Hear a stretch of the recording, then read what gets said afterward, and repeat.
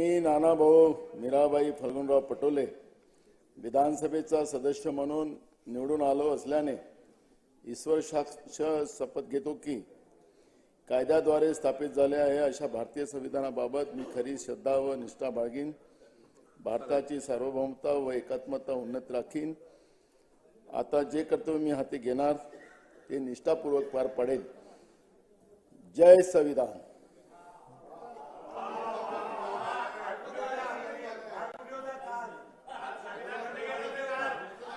श्री जयंत पाटील, श्री राधाकृष्ण विखे पाटील, माझी आपणाला विनंती आहे, दिलीप सोपल, माझी आपणाला विनंती आहे, कृपा करून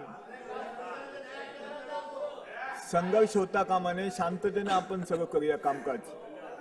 मला याला सांगा सागरला आपण दुर्लक्ष करा थोडा।